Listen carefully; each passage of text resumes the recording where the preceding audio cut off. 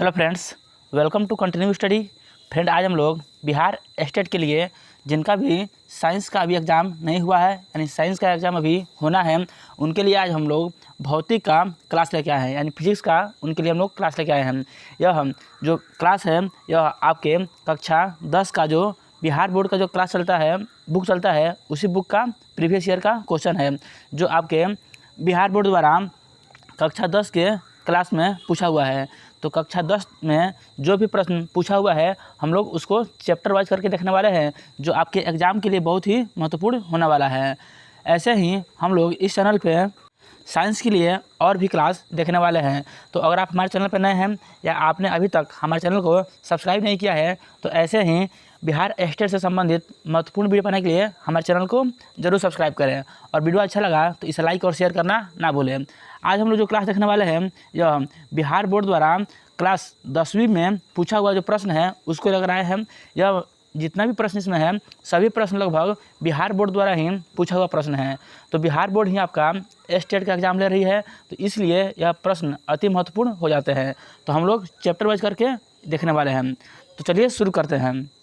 पहला प्रश्न बोल रहा है, जल की एक गोलीय बूंद का व्यास में अनुदिश आपतित प्रकाश किरण की कितनी बार अपवर्तन होता है? तो इसका सही उत्तर हो जाएगा एक बार, यानी ऑप्शन डी इसका सही उत्तर हो जाएगा। अगला प्रश्न है, लेंस के मुख्य फोकस की संख्या होती है। जो लेंस का मुख्य फोकस है इसकी संख्या कितनी होती है? इसकी संख्या 2 होती है। समतल दर्पण द्वारा बना प्रतिबिंब होता है। तो समतल दर्पण द्वारा जो बना प्रतिबिंब होता है वह काल्पनिक होता है, यानी ऑप्शन बी इसका सही उत्तर हो जाएगा। यह सभी प्रश्न देखिए 2022 में पूछा हुआ है, यह भी 2022 में पूछा हुआ है, यह भी 2022 में बिहार बोर्ड द्वारा यानी BSEB द्वारा पूछा हुआ है, और बिहार बोर्ड ही आपका स्टेट का एग्जाम ले रही है। तो यह प्रश्न आपके लिए बहुत ही महत्वपूर्ण हो जा रहा है। अगला प्रश्न रहा है, सरल सूक्ष्मदर्शी में किसका उपयोग होता है? तो जो सरल सूक्ष्मदर्शी होता है उसमें बताना है किसका उपयोग होता है। तो उसमें उत्तल लेंस का, किसका? उत्तल लेंस का उपयोग होता है, यानी ऑप्शन डी इसका सही उत्तर हो जाएगा। अगला प्रश्न कर रहा है, अवतल दर्पण में आवर्धित काल्पनिक प्रतिबिंब बनाने के लिए वस्तु को कहाँ रखा जाता है? तो वस्तु को फोकस और ध्रुव के बीच, कहाँ पे? फोकस और ध्रुव के बीच रखा जाता है। किस दर्पण की फोकस दूरी चिन्हों की परिपाटी के अनुसार ऋणात्मक मानी जाती है? तो वह दर्पण हो जाएगा अवतल दर्पण। कौन दर्पण हो जाएगा? अवतल दर्पण, यानी ऑप्शन बी इसका सही उत्तर हो जाएगा। यह 10वां में जो 2023 में एग्जाम हुआ है उसमें प्रश्न पूछा हुआ है। अगला प्रश्न कर रहा है, निम्नलिखित में से किस लेंस को अपसारी लेंस भी कहते हैं? तो बताना है कि अपसारी लेंस किस लेंस को कहते हैं। तो अपसारी लेंस जो है वह अवतल लेंस को कहते हैं, जबकि अभिसारी लेंस है वह उत्तल लेंस को कहते हैं, यानी ऑप्शन ए इसका सही उत्तर हो जाएगा। अवतल लेंस को अपसारी लेंस कहते हैं। अगला प्रश्न कर रहा है 8 नंबर प्रश्न कर रहा है, एक अभिसारी किरण पुंज समतल दर्पण पर आपतित होती है, परावर्तित किरण पुंज होगा। तो जो परावर्तित किरण पुंज होगा वह अभिसारी होगा। किसी समतल दर्पण द्वारा आवर्धन होता है। तो किसी भी समतल दर्पण द्वारा बताना है कि आवर्धन कैसा होता है। तो आवर्धन +1 होता है, यानी ऑप्शन ए इसका सही उत्तर हो जाएगा, यानी धनात्मक होता है। निम्नलिखित में से किस दर्पण द्वारा किसी वस्तु का आभासी प्रतिबिंब मिल सकता है? तो बताना है कि किस दर्पण द्वारा किसी भी वस्तु का आभासी प्रतिबिंब मिल सकता है। तो इसका सही उत्तर हो जाएगा समतल दर्पण, उत्तल दर्पण और अवतल दर्पण, इन तीनों द्वारा जो है वह आभासी प्रतिबिंब मिल सकता है। तो इसका सही उत्तर हो जाएगा ऑप्शन डी, इनमें से सभी। 11 नंबर प्रश्न कर रहा है, बोल रहा है प्रश्न अगला, आकाश को नीला रंग होना किस घटना का परिणाम है? जो आकाश का नीला रंग होता है वह बताना है किस घटना का परिणाम है। तो यह प्रकाश का जो परिकिरण है इसका परिणाम होता है, यानी ऑप्शन सी इसका सही उत्तर हो जाएगा। बोल रहा है, विरल माध्यम से सघन माध्यम में जाती हुई किरण मुरझाती है। तो किरण जो होती है वह जब विरल माध्यम से सघन माध्यम में जाती है तो वह अभिलंब की ओर मुड़ जाती है, यानी ऑप्शन ए इसका सही उत्तर हो जाएगा। अगला प्रश्न कर रहा है, निम्नलिखित में से किस लेंस की फोकस दूरी धनात्मक होती है? तो बताना है किस लेंस की फोकस दूरी धनात्मक होती है। तो उत्तल लेंस की जो फोकस दूरी होती है वह धनात्मक होती है। चिन्हों की निर्देशांक परिपाटी में धनात्मक फोकस दूरी होती है। तो चिन्हों की जो निर्देशांक परिपाटी होती है उसमें जो धनात्मक फोकस दूरी है बताना है वह किधर होती है। तो इसका सही उत्तर हो जाएगा ए और बी। इसका सही उत्तर हो जाएगा ऑप्शन डी इसका सही उत्तर हो जाएगा, ए और बी दोनों, यानी उत्तल लेंस की और अवतल लेंस की दोनों की जो फोकस दूरी होती है वह धनात्मक होती है, यानी ऑप्शन डी इसका सही उत्तर हो जाएगा। अगला प्रश्न कर रहा है निर्देशांक चिन्ह परिपाटी में सभी दूरियां मापी जाती हैं। जो चिन्ह परिपाटी होता है इसमें जो सभी दूरियां है बताना वह कहाँ से मापी जाती है, तो सभी दूरियां ध्रुव से मापी जाती है। अगला प्रश्न है सघन माध्यम के विरल माध्यम में गमन करने पर आयतन और आपतन कोण और अपवर्तन कोण आर में क्या संबंध होता है, तो इसका सही उत्तर हो जाएगा ऑप्शन बी। ऑप्शन इसका सही उत्तर हो जाएगा ऑप्शन सी। आई आर क्या होगा, बड़ा होगा किससे, आई से, यानी ऑप्शन सी इसका सही उत्तर हो जाएगा। अगला प्रश्न कर रहा है निम्न में से कौन सा पदार्थ लेंस बनाने के लिए प्रयुक्त नहीं होता है, तो बताना है कौन सा पदार्थ है जो लेंस बनाने के लिए प्रयुक्त नहीं होता है। तो लेंस बनाने के लिए जल, प्लास्टिक और कांच का प्रयोग होता है, जबकि मिट्टी का प्रयोग नहीं होता है, यानी ऑप्शन डी इसका सही उत्तर हो जाएगा।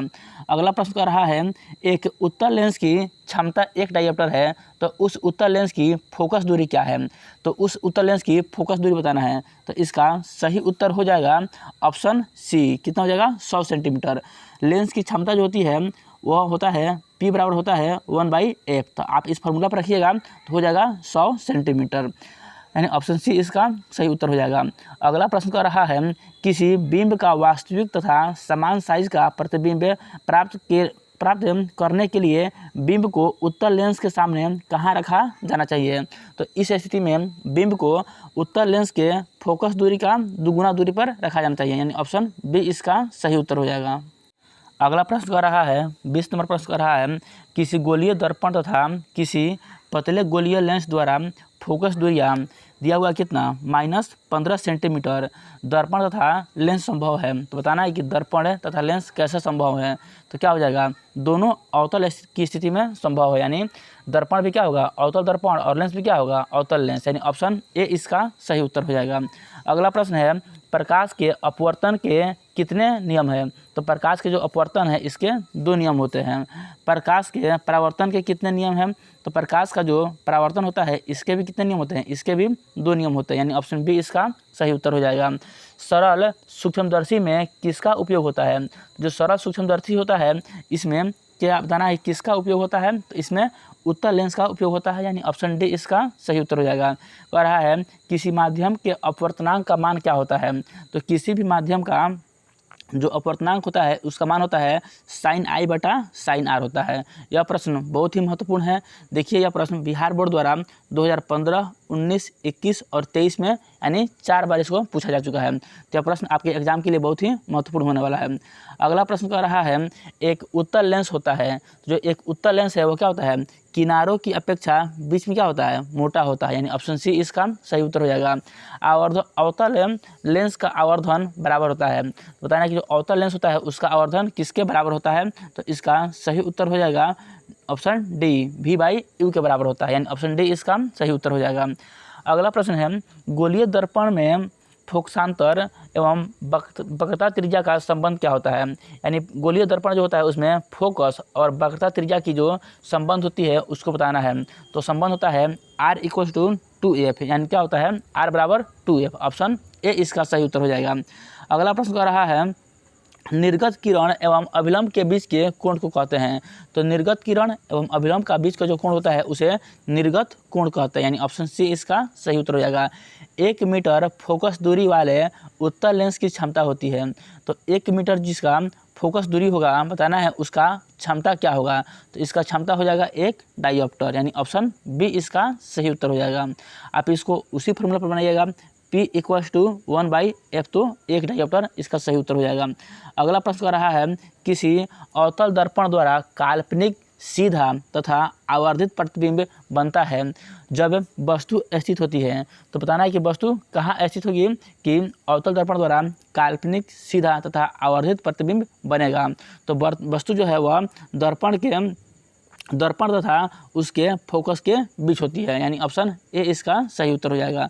अगला प्रश्न कर रहा है किस दर्पण द्वारा प्रतिबिंब सीधा एवं छोटा होता है, तो किस दर्पण द्वारा बताना है कि प्रतिबिंब जो सीधा और छोटा होता है, तो अवतल दर्पण जो है ना इसका सही उत्तर रहेगा ऑप्शन ए, अवतल दर्पण द्वारा जो बना प्रतिबिंब होता है वह सीधा एवं छोटा होता है।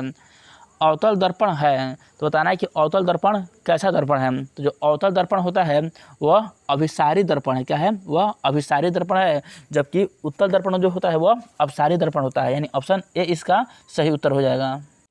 अगला प्रश्न कर रहा है, बोल रहा है उत्तल दर्पण से बना प्रतिबिंब होता है। जो उत्तल दर्पण से बना प्रतिबिंब होता है वह काल्पनिक एवं छोटा होता है। कैसा होता है? काल्पनिक एवं छोटा होता है। निम्नलिखित में से किस दर्पण द्वारा किसी वस्तु का वास्तविक प्रतिबिंब प्राप्त किया जा सकता है? तो किसी वस्तु का वास्तविक प्रतिबिंब जो है वह अवतल दर्पण द्वारा प्राप्त किया जा सकता है, यानी ऑप्शन बी इसका सही उत्तर हो जाएगा। निम्नलिखित में किस में बड़ा और वास्तविक प्रतिबिंब बनता है? तो बड़ा और वास्तविक प्रतिबिंब बताना है किस में बनता है, तो इसका सही उत्तर हो जाएगा अवतल दर्पण में, यानी ऑप्शन सी इसका सही उत्तर हो जाएगा अवतल दर्पण में। अगला प्रश्न है, समतल दर्पण द्वारा बना प्रतिबिंब हमेशा, जो समतल दर्पण द्वारा बना प्रतिबिंब होता है वह हमेशा क्या होता है? काल्पनिक होता है, यानी ऑप्शन बी इसका सही उत्तर हो जाएगा। किसी वस्तु का आवर्धित प्रतिबिंब बनता है, तो किसी वस्तु का आवर्धित प्रतिबिंब अवतल दर्पण में बनता है। काल्पनिक प्रतिबिंब हमेशा कैसा होता है? जो काल्पनिक प्रतिबिंब होता है वह हमेशा अवतल दर्पण से बनता है, यानी ऑप्शन ए इसका सही उत्तर हो जाएगा। काल्पनिक प्रतिबिंब जो होता है वो हमेशा सीधा होता है। हाँ, काल्पनिक जो प्रतिबिंब है वो क्या होता है? हमेशा सीधा होता है, यानी ऑप्शन ए इसका सही उत्तर हो जाएगा। अगला प्रश्न कर रहा है, किस दर्पण में हमेशा आभासी एवं छोटा प्रतिबिंब बनता है? तो हमेशा आभासी एवं छोटा प्रतिबिंब है वह उत्तल दर्पण में बनता है, यानी ऑप्शन बी इसका सही उत्तर हो जाएगा। निम्न में से किस दर्पण की फोकस दूरी धनात्मक होती है? जो फोकस दूरी धनात्मक होती है बताना है कि वो कौन सा दर्पण है जिसकी फोकस दूरी धनात्मक होती है। तो अवतल दर्पण जो है इसका फोकस दूरी धनात्मक होती है, यानी ऑप्शन बी इसका सही उत्तर हो जाएगा। गोलीय दर्पण के ध्रुव और फोकस के बीच की दूरी को कहते हैं। तो गोलीय जो दर्पण होता है उसके ध्रुव और फोकस की दूरी को कहते हैं फोकसांतर, यानी ऑप्शन ए इसका राइट आंसर हो जाएगा। वक्रता त्रिज्या आर एवं फोकस दूरी एफ का बीच में क्या संबंध है? तो वक्रता त्रिज्या आर एवं एफ के बीच में जो फोकस दूरी है उसके बीच में संबंध हो जाएगा एफ बराबर r/2, ऑप्शन ए। हजामत बनाने के लिए प्रयोग किया जाता है। तो हजामत बनाने के लिए बताना है कि किसका प्रयोग किया जाता है? तो अवतल दर्पण का, यानी ऑप्शन बी इसका राइट आंसर हो जाएगा। सोलर कुकर में प्रयोग किया जाता है। जो सोलर कुकर होता है उसमें अवतल दर्पण का प्रयोग किया जाता है। सर्च लाइट की परावर्तक सतह होती है। जो सर्च लाइट होती है इसकी परावर्तक सतह होती है वह अवतल दर्पण की बनी होती है। रोगियों के नाक, कान, गले आदि की जांच के लिए डॉक्टर प्रयोग करते हैं। तो रोगियों के नाक, कान, गले आदि की जांच के लिए बताना है कि डॉक्टर किसका प्रयोग करते हैं? तो इसका सही उत्तर हो जाएगा अवतल दर्पण का। पानी में डूबे एक अवतल लेंस की फोकस दूरी हवा में इसकी फोकस दूरी की अपेक्षा हमेशा क्या होती है? तो इसका सही उत्तर हो जाएगा हमेशा क्या होती है? कम होती है। यानी पानी में डूबे एक अवतल लेंस की जो फोकस दूरी होती है वह हवा में इसकी फोकस दूरी की अपेक्षा क्या होती है? हमेशा कम होती है, यानी ऑप्शन बी इसका सही उत्तर हो जाएगा। अगला प्रश्न है, उत्तल लेंस में बना प्रतिबिंब होता है तो वास्तविक एवं उल्टा होता है, यानी ऑप्शन बी इसका सही उत्तर हो जाएगा। उत्तल लेंस द्वारा काल्पनिक प्रतिबिंब बनता है जब बिंब फोकसांतर एवं फोकस दूरी पर रहता है, यानी ऑप्शन बी इसका सही उत्तर हो जाएगा। अगला प्रश्न है, 50 नंबर प्रश्न कर रहा है, लेंस की क्षमता होती है। तो लेंस की जो क्षमता होती है वह फोकस दूरी के व्युत्क्रम के बराबर होती है, यानी ऑप्शन सी इसका सही उत्तर हो जाएगा। उत्तल लेंस में जब बिंब f और 2f के बीच रखा जाता है तब प्रतिबिंब होता है। तो प्रतिबिंब जो होता है वह बड़ा और वास्तविक होता है। दो वक्रीय पृष्ठों से घिरे ठोस माध्यम को कहते हैं। तो इस दो वक्रीय पृष्ठों से घिरे जो ठोस माध्यम होता है इसको बताना है ये क्या कहते हैं? तो इसको गोलीय दर्पण, गोलीय लेंस कहा जाता है, यानी ऑप्शन सी इसका सही उत्तर हो जाएगा गोलीय लेंस। अगला प्रश्न कर रहा है, किस लेंस का उपयोग कर दीर्घ दृष्टि दोष को संशोधित किया जा सकता है? तो अवतल लेंस का। नई कार्तीय चिन्ह परिपाटी के अनुसार दर्पण के सामने रखे गए बिंब की दूरी ली जाती है। तो इसका सही उत्तर हो जाएगा ऋणात्मक। दर्पण के सामने की दूरी ऋणात्मक ली जाती है, यानी ऑप्शन बी इसका राइट आंसर हो जाएगा। अगला प्रश्न कर रहा है, प्रत्येक लेंस के दो वक्रता केंद्र होते हैं क्योंकि क्योंकि बताना है कि प्रत्येक लेंस के 2 वक्रता केंद्र क्यों होते हैं। तो इसका सही उत्तर हो जाएगा लेंस की 2 वक्रता क्या होती है, सतह होती है, यानी ऑप्शन ए इसका सही उत्तर हो जाएगा। अगला प्रश्न कर रहा है, बोल रहा है गोलीय लेंस के लिए फोकस दूरी f और वस्तु दूरी u तथा प्रतिबिंब दूरी v में क्या संबंध है। तो इसका सही उत्तर हो जाएगा ऑप्शन ए, यानी 1/v प्लस 1/u बराबर 1/f होता है, यानी 1 प्रतिबिंब दूरी बटा 1 बिंब दूरी बराबर 1 फोकस दूरी होता है, यानी ऑप्शन ए इसका सही उत्तर हो जाएगा। अगला प्रश्न है, एक अवतल दर्पण की फोकस दूरी 10 सेंटीमीटर है, तो उसकी वक्रता त्रिज्या पूछ रहा है। तो इसका सही उत्तर हो जाएगा 20 सेंटीमीटर। कितना हो जाएगा, 20 सेंटीमीटर, यानी 2 गुना हो जाएगा। ऑप्शन बी इसका राइट आंसर होगा।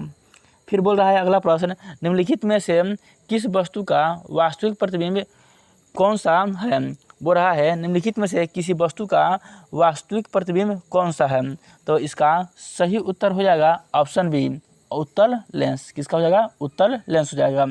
अगला प्रश्न है, उत्तल लेंस द्वारा आवर्धित काल्पनिक प्रतिबिंब तब बनता है जब वस्तु रहती है। तो जब वस्तु किस स्थिति में रहे कि उत्तल लेंस द्वारा आवर्धित तथा काल्पनिक प्रतिबिंब बने।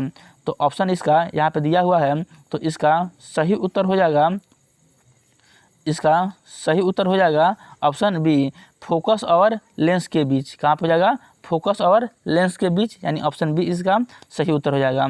अगला प्रश्न कर रहा है, एक गोलीय बोल रहा है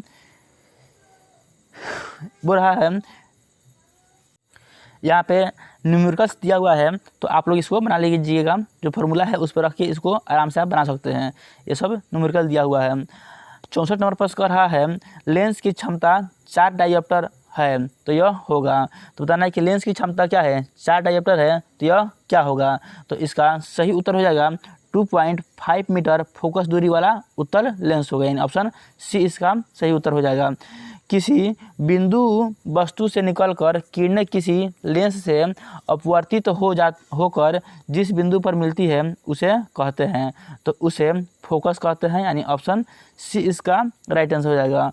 बोल रहा है, किसी शब्दकोश में पाए गए छोटे अक्षरों को पढ़ते समय आप किस में कौन सा लेंस पसंद करेंगे। तो इस स्थिति में 50 सेंटीमीटर फोकस दूरी वाला उत्तल लेंस अच्छा रहेगा, यानी ऑप्शन बी इसका सही उत्तर हो जाएगा। अगला प्रश्न बोल रहा है, फोटोग्राफी यानी कैमरा का अभिदृश्यक होता है। जो फोटोग्राफी यानी कैमरा होता है उसका अभिदृश्यक कैसा होता है, तो अवतल लेंस जैसा होता है, यानी ऑप्शन सी इसका सही उत्तर हो जाएगा। अगला प्रश्न है, प्रकाश तरंग का उदाहरण है। बताने कि प्रकाश तरंग का उदाहरण कौन है। तो जो परावैज्ञानिक तरंग है यह प्रकाश तरंग का उदाहरण होता है, यानी ऑप्शन सी इसका सही उत्तर हो जाएगा। तो फ्रेंड, इस चैप्टर से आपको टोटल 120 प्रश्न है वह बिहार बोर्ड द्वारा पूछा हुआ है 10वां के एग्ज़ाम में। तो इसमें से हम लोग आज लगभग 70 प्रश्न कर चुके हैं। अब इसमें कुल 50 प्रश्न और इस चैप्टर में बच गया है, जिसको हम लोग अगले वीडियो में देखेंगे। तो ये वीडियो जो है वो आपके स्टेट एग्जाम के लिए बहुत ही महत्वपूर्ण था। ये वीडियो आपको कैसा लगा कमेंट करके ज़रूर बताइएगा। अगर वीडियो अच्छा लगा तो हमारे चैनल को ज़रूर सब्सक्राइब करें और वीडियो को लाइक तथा शेयर करना ना भूलें। तो चलिए अब हम लोग मिलते हैं इसके नेक्स्ट वीडियो में। तब तक के लिए आप सभी को जय हिंद।